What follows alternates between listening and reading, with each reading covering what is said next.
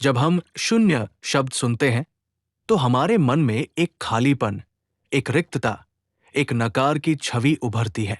लेकिन परमहंस योगानंद जी ने इस शून्यता को परम सत्य, परम पूर्णता और ईश्वरत्व की संज्ञा दी है। उनके अनुसार शून्यता कोई अभाव नहीं, बल्कि उस स्थिति की ओर संकेत करती है जहां सभी रूपों और सीमाओं से परे पूर्णता का वास होता है। यही परम शून्य है, जहां सब कुछ विलीन होता है और वहीं से सब कुछ जन्म लेता है। परम शून्य का अर्थ क्या है?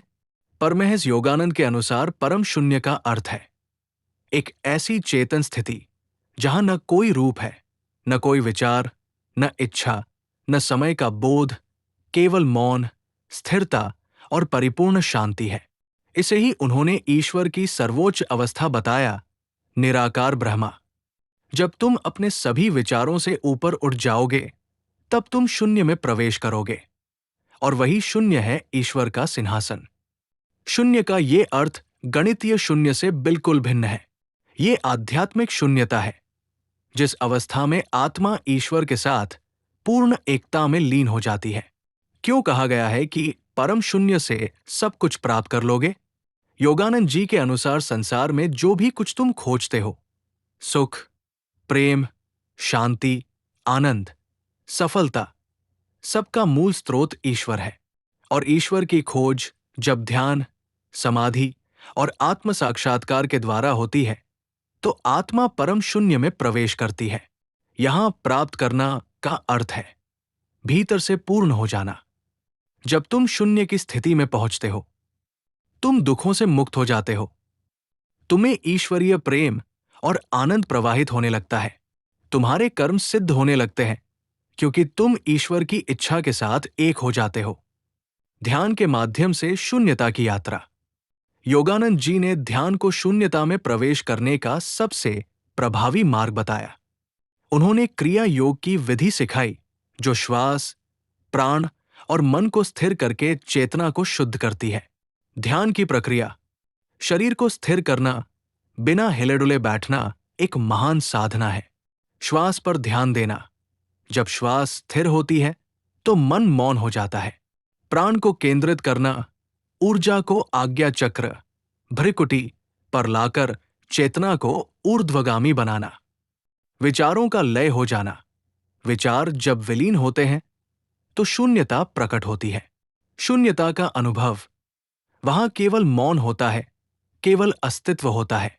तुम ध्यान में जितना गहरे उतरते जाओगे उतना ही तुम अपने वास्तविक स्वरूप के निकट पहुंचते जाओगे, जो शून्यता में स्थित है।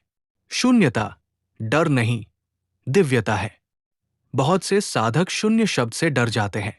उन्हें लगता है कि शून्यता मृत्यु है, अभाव है, अकेलापन है। लेकिन योगानंद जी स्पष्ट करते हैं, शून्यता वह नहीं जहां कुछ नहीं है, बल्कि वह है जहां सब कुछ एक रूप में समाहित हो गया है। शून्य में भय नहीं है, क्योंकि वहां अहंकार नहीं है। दुख नहीं है, क्योंकि वहां इच्छा नहीं है। भ्रम नहीं है, क्योंकि वहां माया नहीं है। यह स्थिति इतनी दिव्य होती है कि साधक उसमें अखंड आनंद का अनुभव करता है, जिसे योगानंद जी ने एवर न्यू जॉय कहा है। ईश्वर का रूप, शून्य में स्थित सब कुछ। योगानंद जी ने ईश्वर को 3 स्तरों पर वर्णित किया। व्यक्त सगुण रूप जैसे कृष्ण, राम, ईसा आदि। शब्द कंपन, आकाशवाणी, ओम। शून्य निर्विकल्प, निराकार, परिपूर्ण मौन। ईश्वर का सर्वोच्च रूप शून्य में स्थित पूर्णता है। वहां न कोई नाम है, न कोई रूप। वो केवल चेतना है, चैतन्य शून्य। जिसे तुम परमात्मा कहते हो, वो शून्य नहीं, शुद्ध चेतना है। परम शून्य में प्रवेश के लक्षण। जब कोई साधक शून्य की अवस्था को अनुभव करने लगता है तो उसमें कई परिवर्तन दिखाई देते हैं। अहम भाव का अंत, मैं और मेरा का भाव समाप्त हो जाता है। शांति और आनंद बिना कारण के हृदय में आनंद और संतोष बना रहता है। प्रेम का प्रवाह, सभी के लिए सहज प्रेम उत्पन्न होता है। समदृष्टि द्वैत का भेद मिट जाता है। मित्र शत्रु समान हो जाते हैं। संसार और शून्य दोनों का सामंजस्य। योगानंद जी ने केवल संन्यास या पलायन को शून्यता प्राप्ति का मार्ग नहीं माना। वे कहते हैं, तुम संसार में रहकर भी शून्य को प्राप्त कर सकते हो, यदि तुम भीतर मौन और सजग हो जाओ। जब व्यक्ति संसार के कर्म करता है लेकिन भीतर शून्य में स्थित रहता है, तो वही अवस्था योग कहलाती है। वो कार्य करता है लेकिन आसक्ति नहीं रखता। वो भोगता है लेकिन मोहित नहीं होता। वो चलता है लेकिन भीतर स्थिर होता है। शून्यता में कर्म सिद्धि। परमहंस योगानंद कहते हैं कि जब तुम शून्य से जुड़ जाते हो तो तुम ईश्वर की शक्ति से जुड़ जाते हो। तब तुम्हारे विचार ब्रह्मांड में शक्तिशाली हो जाते हैं। तुम्हारी इच्छाएं स्वतः पूर्ण होने लगती है। तुम्हारे शब्दों में प्रभाव उत्पन्न हो जाता है। जैसे शून्य में बैठा योगी कुछ बोले और प्रकृति झुक जाए, वैसा सामर्थ्य तुम में प्रकट होगा। मृत्यु और शून्य। मृत्यु के क्षण में आत्मा शरीर को त्याग कर सूक्ष्म लोकों की यात्रा करती है। यदि साधक ने जीवन में शून्य की स्थिति को जाना है, तो वो मृत्यु को भी शांतिपूर्वक पार कर लेता है। जो शून्य को जान लेता है, वो मृत्यु को भी पराजित कर लेता है, क्योंकि शून्य का अनुभव ही आत्मा की अमरता का साक्षात्कार है। योगानंद जी का व्यक्तिगत अनुभव। परमहंस योगानंद ने बार बार अपने शिष्यों को बताया कि उन्होंने ईश्वर को 3 रूपों में देखा, प्रकाश रूप में, शब्द रूप में और अंत में शून्य रूप में।